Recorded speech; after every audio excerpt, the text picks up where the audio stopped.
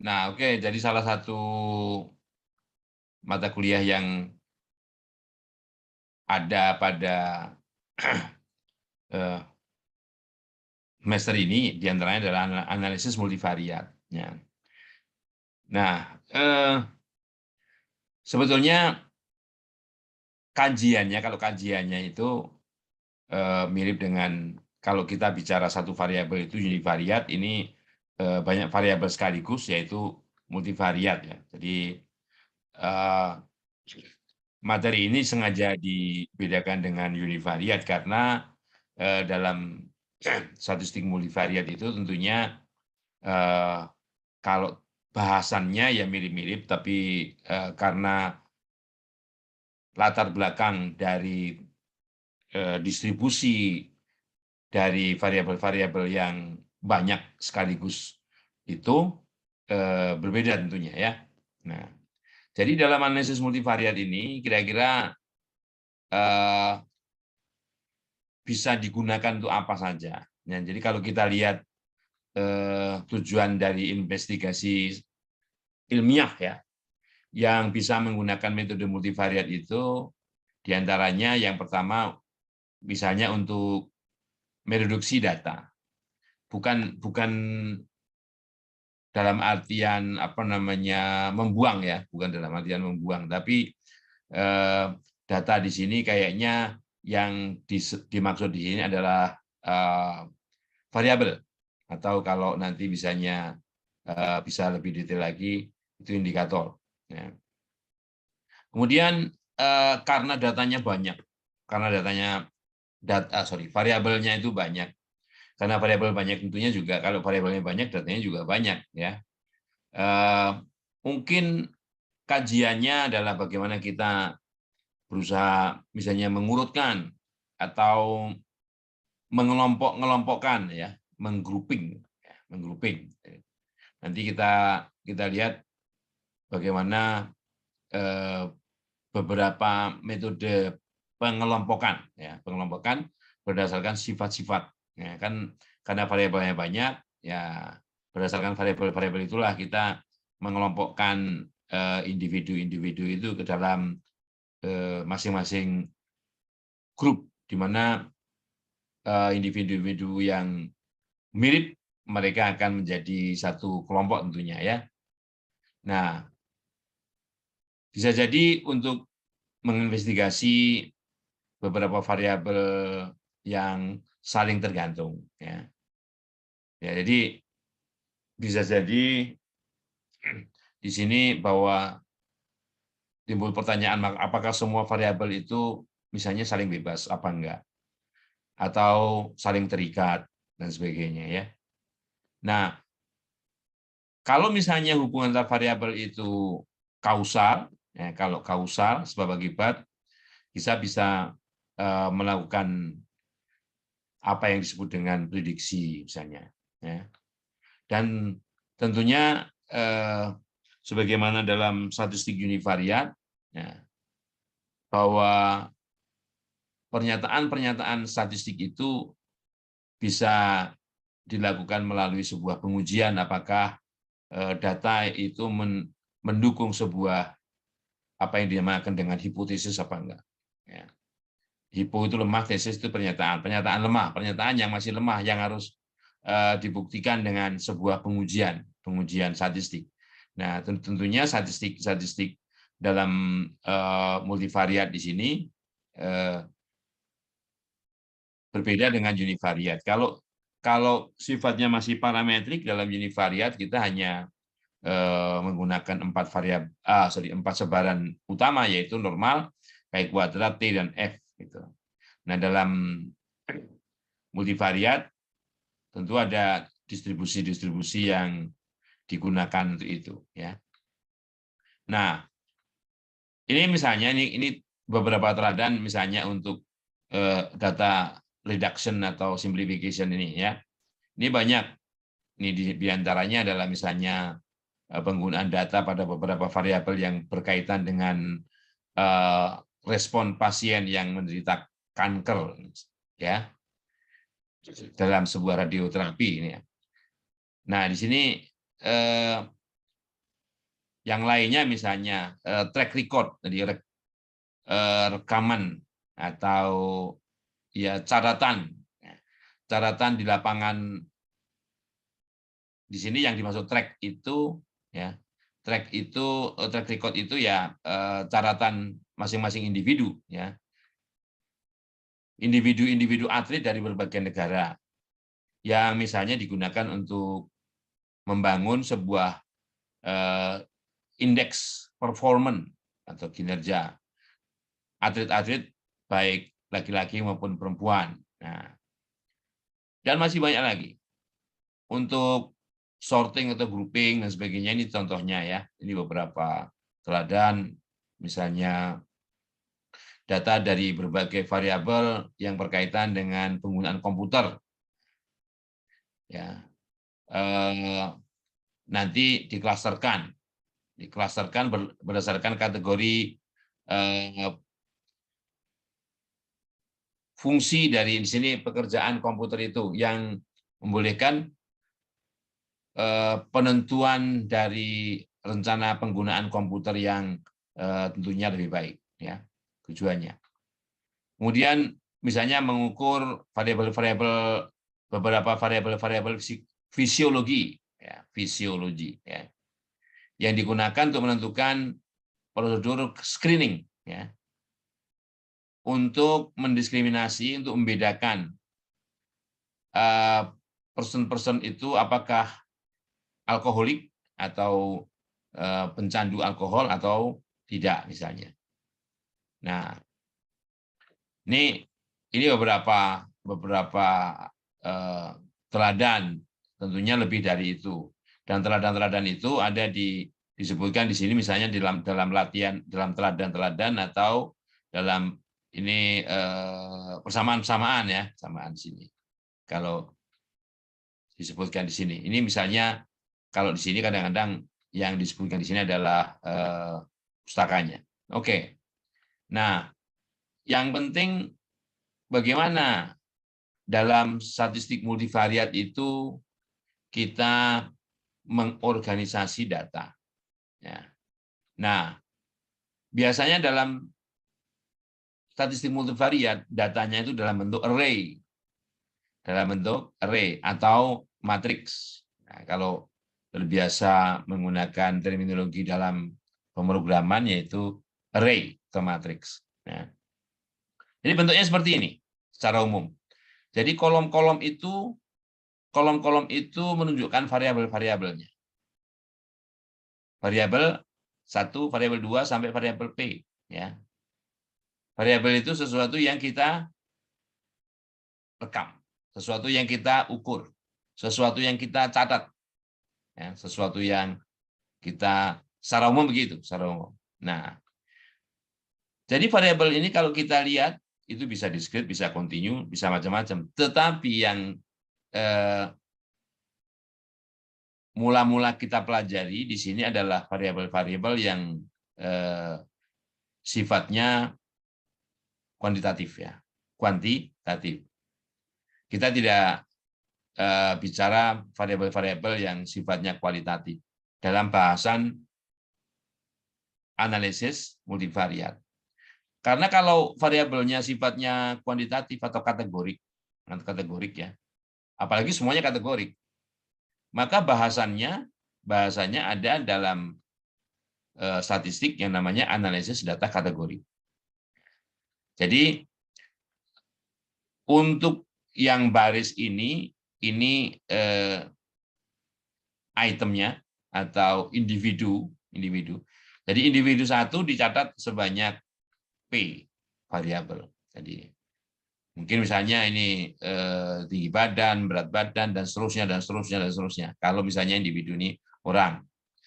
Nah, dalam notasi matriks ini dinyatakan dengan XJK. Jadi bentuknya seperti ini ya, array atau matriks berukuran n kali P. N baris, P kolom. Ya, N baris, P kolom. Jadi P-nya menunjukkan variabel, N-nya menunjukkan observasinya atau pengukurannya. Ya. Jadi XJK adalah pengukuran K pada variabel ke J. Jadi variabel ke ini variabel ke K. Jadi K-nya di belakang ini variabel ke K pada item ke J. Ya, jadi sesuai dengan ininya. Baris pertama, kedua, ketiga sampai N ya. Ini kolom 1, kolom 2, kolom dan seterusnya sampai kolom P.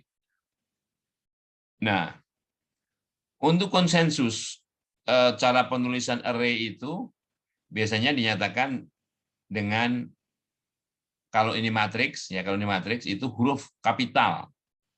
Huruf Romawi kapital. Ya. Ini X gitu. Nah, kalau pakai komputer bisa nuliskan oke X-nya ini tebal gitu ya. Nah, kalau tulisnya pakai tangan ya X garis bawah gitu ya.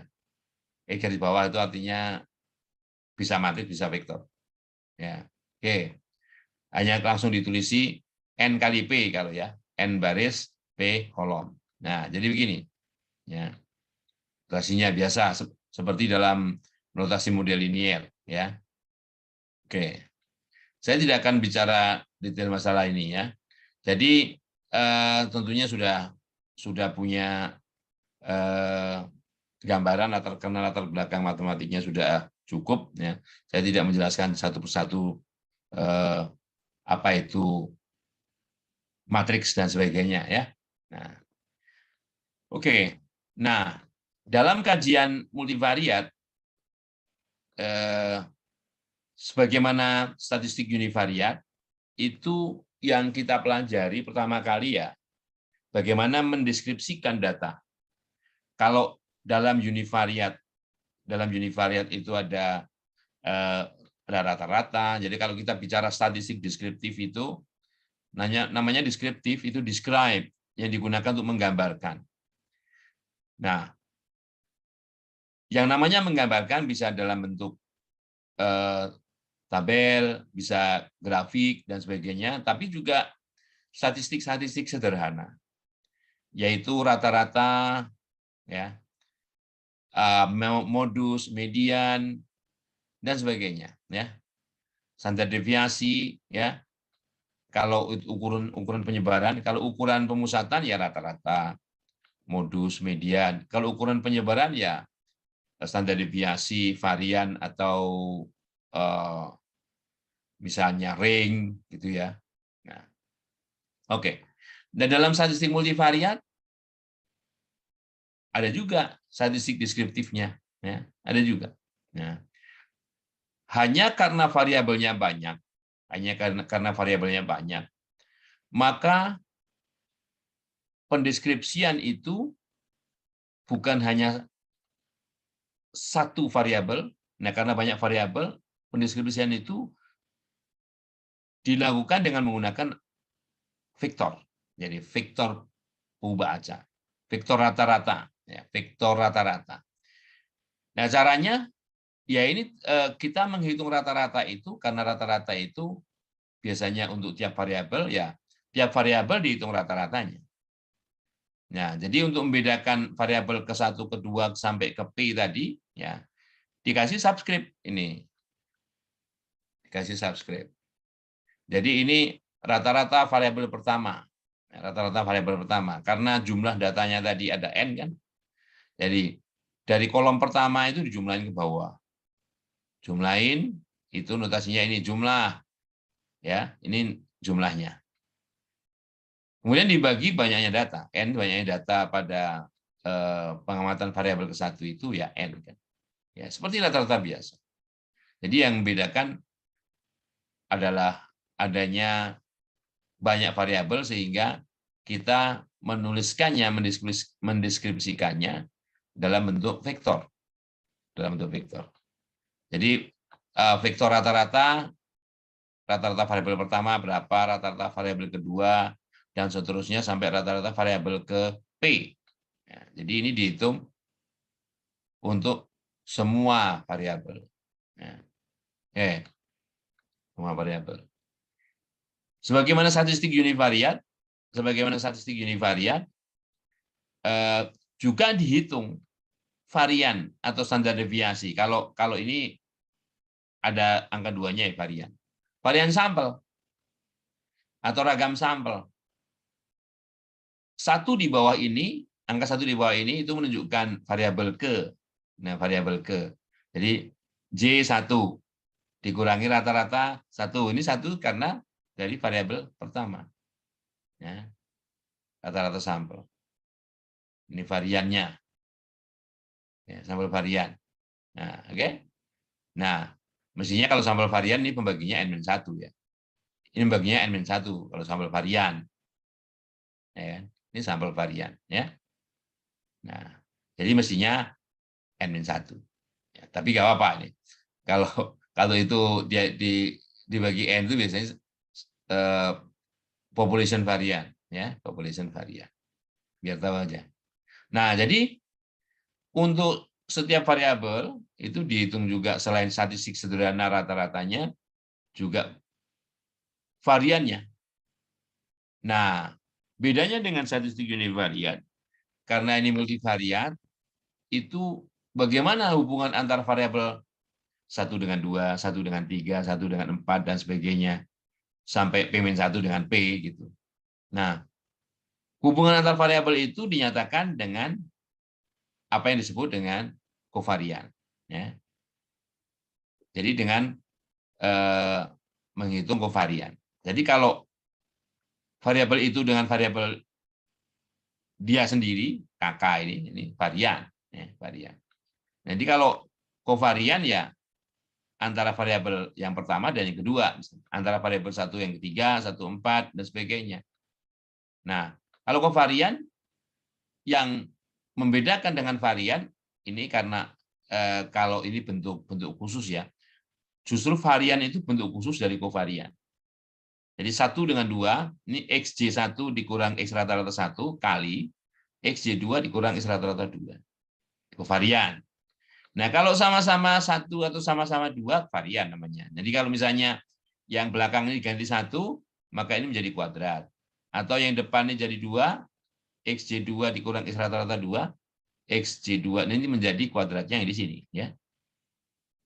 Itu varian. Jadi kalau ini berbeda antara I dan J, disebut kovarian. Ya. Antara I dan K di sini ya. Oke, antara I dan K. Karena J-nya dipakai sebagai indeks yang lari dari 1 sampai N di sini ya. Jadi menggunakan subscript IK karena J-nya dipakai di sini. Nah, nanti kalau misalnya menuliskan formula-formula seperti itu harus hati-hati, I-nya apa, J-nya apa, K-nya. Nah, ini disebut dengan sampel kovarian. Sekali lagi, ini N-1. Nggak apa-apa lah. Dia mendefinisikan sampel kovariannya dibagi N. Gitu ya. Oke. Nah, sampel kovarian ini sebetulnya juga mengukur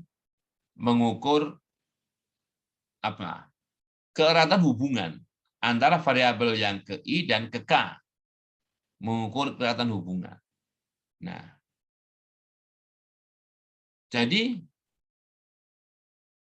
karena bisa jadi variabel pertama dan variabel kedua itu satuan pengukurannya berbeda. Misalnya, kalau yang variabel ke I ini tinggi badan, meter atau sentimeter. Di sini berat badan, kilogram. Nah, berarti satuan pengukuran sampel kovarian ini ya itu menggunakan perkalian dua satuan ini. Misalnya sentimeter kilogram atau meter kilogram begitu. Nah, kalau varian mestinya juga gitu. Kalau ini satuannya kilogram ya kilogram kuadrat ya. Makanya varian jarang dipakai untuk mendeskripsikan sesuatu. Biasanya dengan standar deviasi. Kalau standar deviasi satuan pengukurannya ya kilogram atau meter, nggak pakai kuadrat. Karena di sini formulanya juga nggak kuadrat, kan di akar dari varian standar deviasi. Ya. Nah, karena sampel kovarian ini juga mengukur keeratan hubungan dua variabel, maka nilainya juga bisa bervariasi dari min besar sekali sampai plus besar sekali. Yang kedua, satuannya juga harus dipakai kalau menggunakan terminologi sampel kovarian. Nah, oleh karenanya, ukuran keeratan hubungan dari dua variabel itu, orang jarang menggunakan sampel kovarian. Mereka menggunakan apa yang disebut dengan korelasi. Jadi kalau sampel kovarian ini, ya, sampel kovarian ini dibagi dengan perkalian standar deviasi. Ini misalnya satuannya sentimeter kilogram, ini sentimeter, ini kilogram, kan satuannya hilang. Yang pertama, kalau korelasi nggak pakai satuan. Satuan pengukuran dari kedua variabel itu hilang. Ya. Yang kedua, SIK yang memungkinkan nilainya min besar sekali sampai plus besar sekali itu terus dibatasi dengan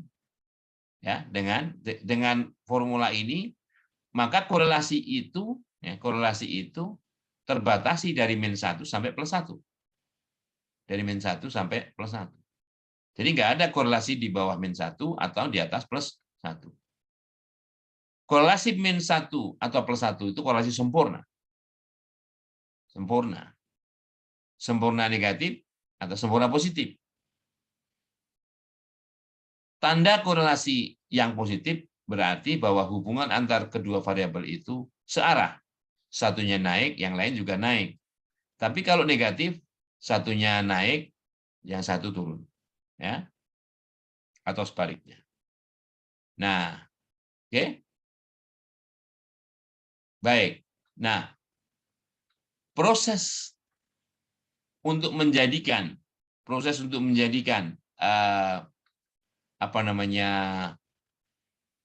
dari standar deviasi menjadi korelasi ini sering kita sebut dengan standarisasi atau pembakuan.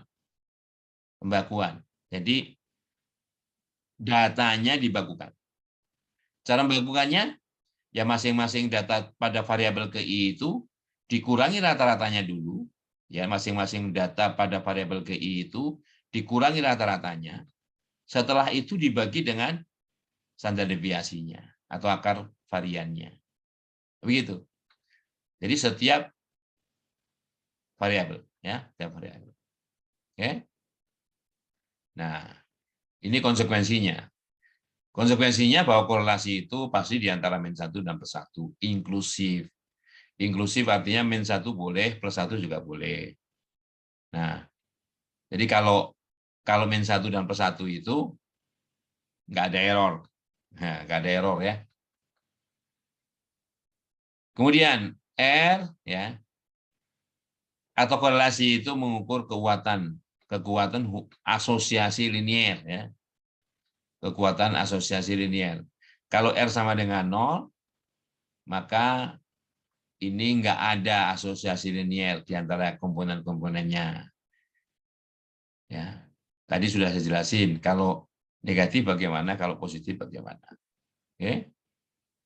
Nah, ini kalau misalnya ada transformasi bahwa variabel yang ke I ini ditransformasi menjadi variabel yang X ya, X yang ke I ini ditransformasi menjadi Y yang ke I. Transformasinya menggunakan transformasi linier. Jadi dikalikan dulu dengan A, kemudian ditambah B. A dan B-nya konstanta. Ya. Demikian juga variabel yang ke K ini. Ya, dia transformasi linier juga. C kali variabelnya ditambah D. Ya. Nah, ini kalau terjadi transformasi linier seperti itu, ya, bisa dilihat ya, bahwa korelasinya itu tetap tidak berubah. Tetap tidak berubah. Ya. Jadi, jika RIK, nilai RIK itu remains unchanged, ya, tidak berubah. Kalau pengukuran variabel KI itu ditransformasi, ya, dan variabel KK-nya juga ditransformasi jadi seperti ini. Oke. Asalkan, jadi kenapa tidak berubah? Kalau ini ada syaratnya, kalau pengali X yang variabel ke I ini dan pengali X yang variabel ke K ini sama nilainya. Memiliki konstan, memiliki tanda yang sama. Ya. Tanda yang sama. Sama-sama positif. Gitu ya. Sama-sama negatif. Jadi, provided that the constants A and C have the same sign. Tandanya yang sama. Nah, oke. Yang penyajian yang saya maksudkan tadi itu seperti ini. Jadi statistik deskriptifnya bentuknya seperti ini.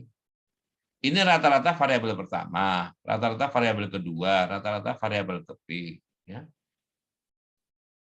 Nah, sehingga ini membentuk sebuah vektor. Vektor apa? Vektor rata-rata. Vektor rata-rata. Jadi barnya di atas. Nah, kalau kita tulis pakai tangan, kita nggak bisa nulis X kecil tebel, ini nggak bisa. Ini nilainya. Kalau X besarnya ubah aja. Ya. Nah, jadi harus walaupun X kecil tebel, X kecil gini, kita taruh barnya di atas sama di bawah kalau kita menulisnya pakai tangan. Nah, untuk mendeskripsikan secara ringkas keragaman sampel dan kovarian sampel tadi, dinyatakanlah dalam sebuah matriks. Jadi yang diagonal ini S11, S22, SPP ini variannya. Ya, yang di diagonal ini variannya, yang subskripnya sama ini varian. Variabel pertama, variabel kedua dan seterusnya sampai ke P. Jadi ukurannya ini P kali P. Ukuran matriksnya. N di sini ini banyaknya data. Dia menyatakan banyaknya data.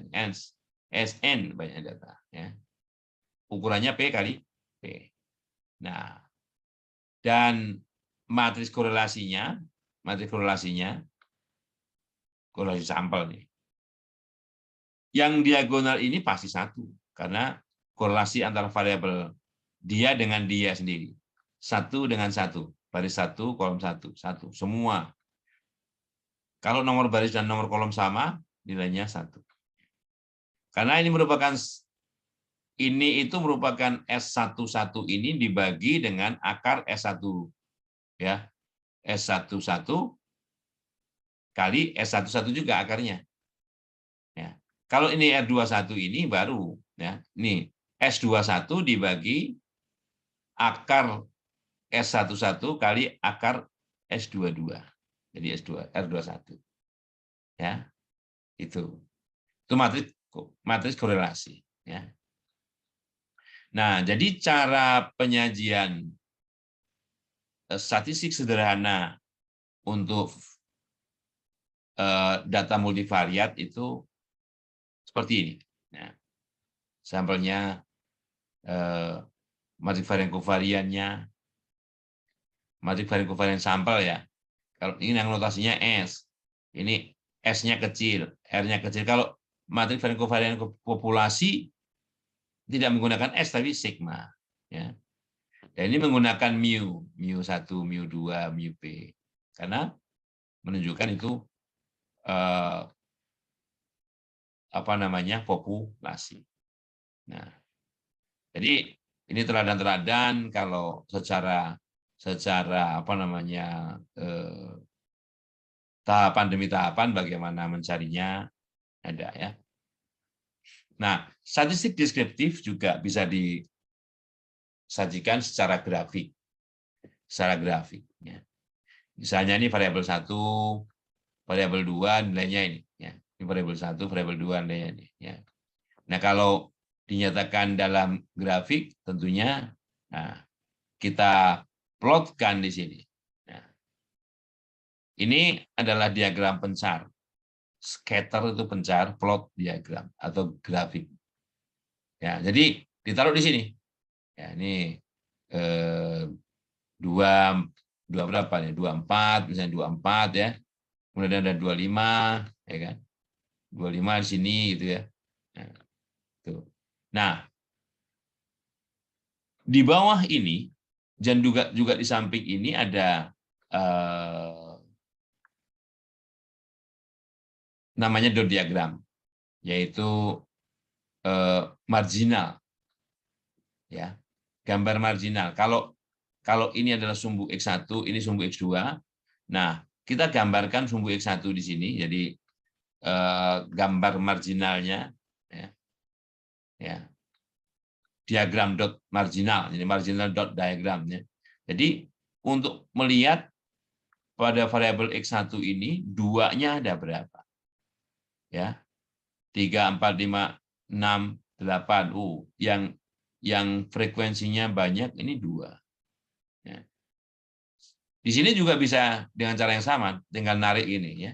Kalau ini tarik ke bawah, ini oke, 2. Duanya ada 2 nih, ada 2 pengamatan, 1. Demikian juga ke sini. Oh, ini 1, ini ada 2, 1 gitu ya. Ini dot diagram.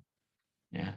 Marginal, margin itu pinggir. Jadi kita tidak bicara kedua variabel sekaligus X1, X2, tapi X1 sendiri dan X2 sendiri. Marginal. Jadi, pinggir. Jadi kalau marginal kamu yang terpinggirkan, misalnya gitu ya. Nah, oke. Nah, ini masih sama seperti tadi. Ya. Kalau ini scatter plot and dot diagram for rearrange ya, diatur ulang ya, datanya ya. Nggak masalah. Nah, mungkin dengan cara lain, ini masih juga ya diagram seperti ini ya. Nah, kadang-kadang untuk menggambarkan data itu yang jauh dari kelompoknya, ini kelompoknya ya. Ini jauh dari kelompoknya ini ya. Itu ditandai. Ini yang bisa jadi sebagai kandidat dari sebuah pencilan atau outlier. Ya. Ini outlier menurut banyaknya employee, banyaknya pekerja, ya. Sedang ini adalah time burner ini yang menurut keuntungan per employee dalam ribuan dolar. Nah, jadi cara menyajikan grafik itu juga jangan menggunakan data aslinya, plug langsung masuk situ. Nah, kalau misalnya semuanya datanya dalam $1.000, misalnya, ya di sini misalnya untuk menyatakan $30.000, ya udah 30 aja. Tinggal legend-nya di sini, judulnya di sini dalam ribuan. Ya. Ini dalam ribuan. Nah, kalau misalnya menggunakan data aslinya dari ribuan, nah jauh sekali dia. Letaknya jauh sekali di sana, ya. Karena ini 0, ya. 0 di sini. Demikian juga yang di sini juga gitu. Jadi harus pandai-pandai bagaimana mengatur sumbu ini, ya. Bahkan ini kan ini main 10 nih. Ini main 10, ini 0 di sini ya. Ya. Jadi diatur sedemikian rupa bagaimana bahwa data itu menarik. Data itu mudah digunakan untuk memberikan informasi kalau misalnya orang langsung melihat begini. Bukan hanya kita, tapi bisa jadi kalau dalam sebuah penyajian poster begitu, ya, orang begitu melihat itu, oh ya, ini ada yang aneh misalnya gitu, ada pencilan gitu. Di sini juga. Nah, jadi yang lain karena ini bisa dikatakan mirip-mirip, tinggal disimpulkan aja berarti perusahaan yang lain mirip-mirip kan gitu, ya. Oke. Nah, ini cara lain. Nah, ini tetap saja pakai menggunakan diagram seperti itu ya. Oke. Nah, banyak diagram untuk atau plot-plot yang dipakai untuk menggambarkan data-data multivariat. Ya. Ini misalnya box plot. Ini scatter plot. Jadi gabungan antara box plot dan scatter plot. Ya, ini jadi ada scatter plot and box plot. Ya. Datanya paper quality data ya dari tabel 1-2. Nah, ini ada tentunya 3 variabel ya, ada density, ada strength MD, strength CD ya. Ada Ada tiga variabel. Nah, untuk menggambarkan hubungan dia dengan dia sendiri, itu yang kita gunakan dengan box plot. Ya. Sedangkan scatter plot itu untuk menggambarkan hubungan dua variabel. Ya. Dua variabel. Nah, dalam box plot ini ada artinya ini ya, ada artinya. Nah, yang di tengah-tengah ini, yang di tengah-tengah garis yang melintang di tengah ini mediannya. Mediannya. Ini Q1 ya. Ini Q1. Median itu Q2, ini Q3. Q3. Sama ini mediannya. Ya. Ini Q1, ini Q3 ya. Oke. Nah, dalam variabel density di sini itu ditunjukkan adanya pencilan. Ini pencilan ya. Ada yang pencilan. Adanya outlier. Ya.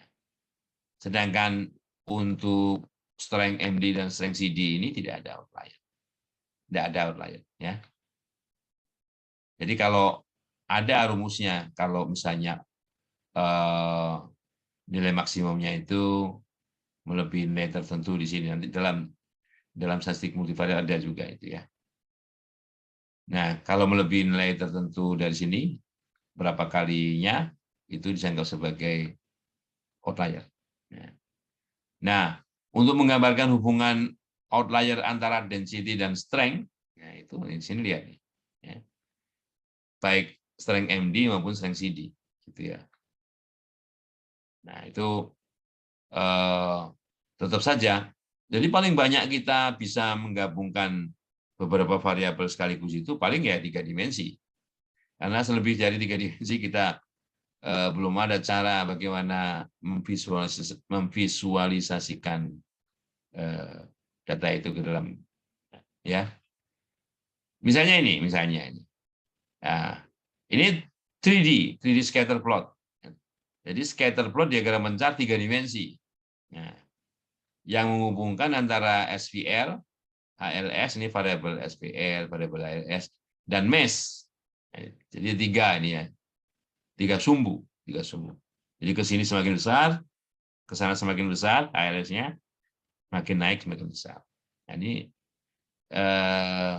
agak sedikit mengabstrak. Jadi kita bisa membayangkan bahwa titik-titik ini berada dalam sebuah kubus ini, ya, dalam sebuah kubus ini.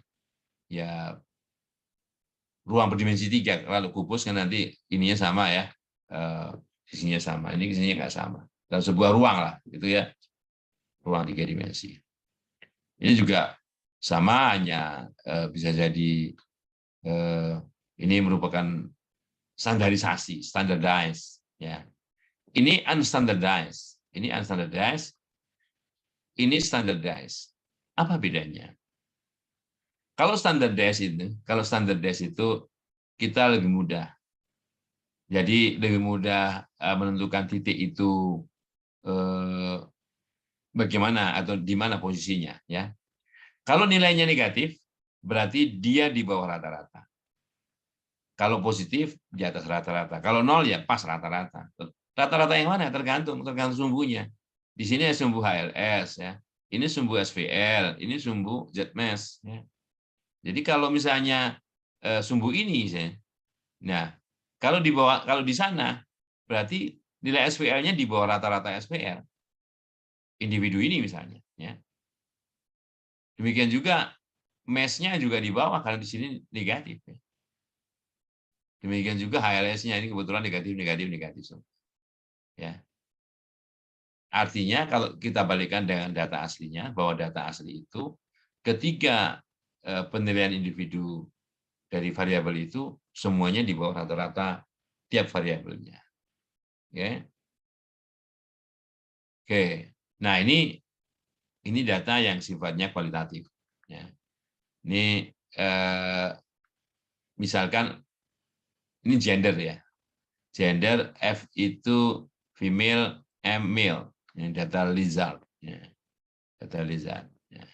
Nah, andai kan itu gender, ya, kita bisa membuat Nah, bisa membuat grafik itu lebih menarik lagi, membedakan mana yang male, mana yang female. Oh, ternyata yang male itu di sini. Sorry, yang male itu yang hitam. Ini ya. Yang putih ini yang female. Kan bisa lihat bagaimana nilai SPL-nya. SPL-nya secara umum male lebih besar daripada female. Ya. Bagaimana HLS-nya? Nah, ini nggak kelihatan. Harus apa namanya? Kalau mesh-nya ya, kalau ini kan dari ketinggian bisa agak ditebak. Secara umum mesh untuk male itu lebih besar daripada female-nya. Tapi untuk yang HLS ini harus sedikit memutar. Nah, syukur kalau kita bisa memvisualisasikan itu ke dalam dengan menggunakan 3D apa namanya aplikasi 3D yang bisa diputar-putar ya, gitu. Nah, oke, ini mendisplaykan,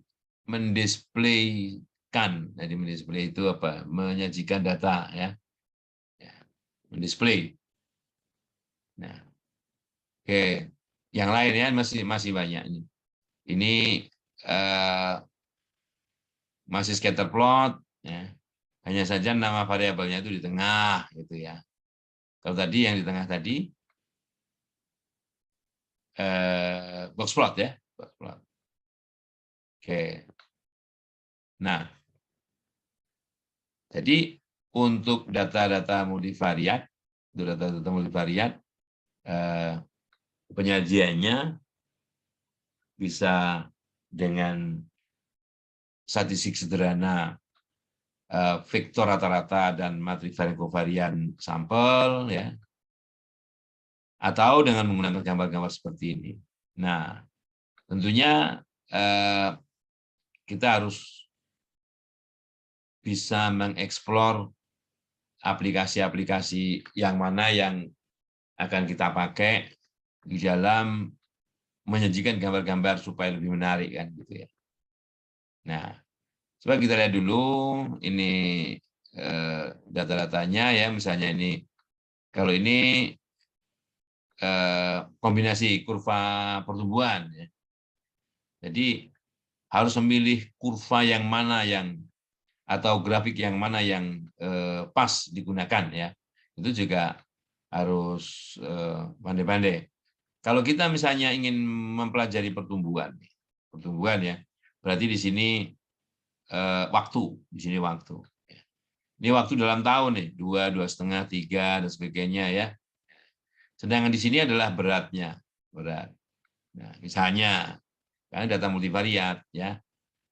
Nah, ini grafik pertumbuhan berat dari 7, ya, ada 7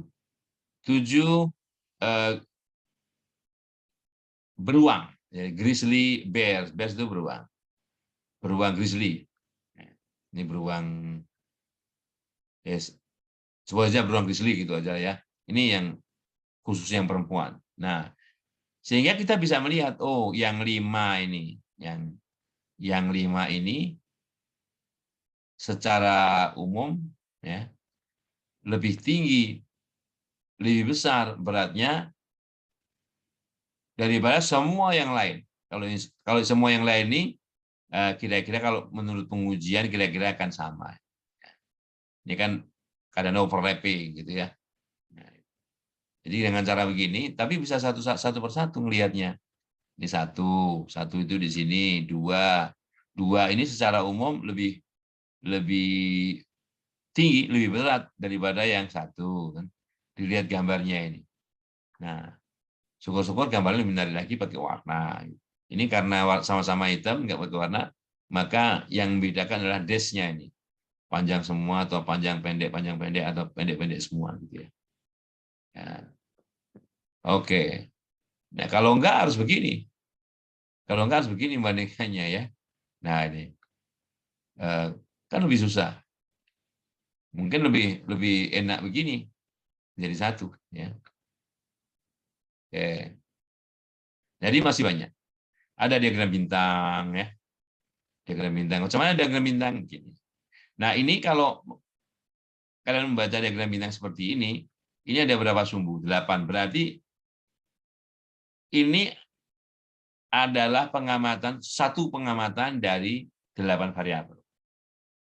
Nah, 8 variabel. Jadi gini, misalnya ini, Arizona Public Service. Ya, ini ya. Ini Boston Edison. Nah, jadi membandingkannya kalau mau apa namanya ini ya, kalau secara sajian lebih enak lihatnya gitu ya. Langsung aja, ini sama ini, Arizona sama Boston beda. Beda. Ini kan variabel pertama Arizona itu sini nilainya. Variabel yang Boston segini. Variabel keduanya dia segini, Arizona. Boston segini dan seterusnya. Jadi ini nilai masing-masing variabelnya dihubungkan. Jadi masing-masing nilai variabel itu dihubungkan. Gini. Ya. Ya, gitu. Jadi poligon gambarnya. Ini poligon.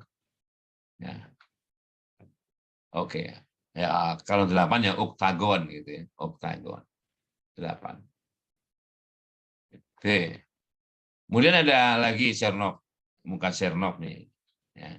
Dan muka Chernoff ini grafiknya juga satu muka itu satu pengamatan. Ya. Satu muka itu satu pengamatan. Nih, nah. Jadi ini punya arti nih matanya ini ya, matanya begini. Kalau milik ke kanan ya, milik kanan ada alisnya, ini milik kanan alisnya nggak ada, ini cuma gini aja nggak tahu ya. Nah, jadi yang menentukan tuh banyak nih. Cara menentukannya misalnya kalau di sini kan ya ini separuh tinggi dari muka itu X1 untuk menggambarkan X1 ya. X1 apa? Variabelnya fixed charge coverage ya. Fixed charge coverage. Ya. Kemudian rate of return on capital itu lebar muka ya. Variabel X3 digambarkan dengan posisi mulut tengah-tengah mulut ya dan seterusnya. Jadi ini nama variabelnya ini muka ciri-ciri muka yang digambarkan itu dengan yang mana. Misalnya panjang hidung. Panjang hidung itu untuk menggambarkan total fuel cost ya, panjang hidung. Length of nose. Ya. Itu. Nih, ini nose-nya kan. Ini panjang nih, ini agak pendek. Panjang sekali gitu ya. Nah, ini pendek sekali gitu. Bahkan ini titik aja ini. Nah gitu ya. Nah, itu muka Chernoff. Muka Chernoff.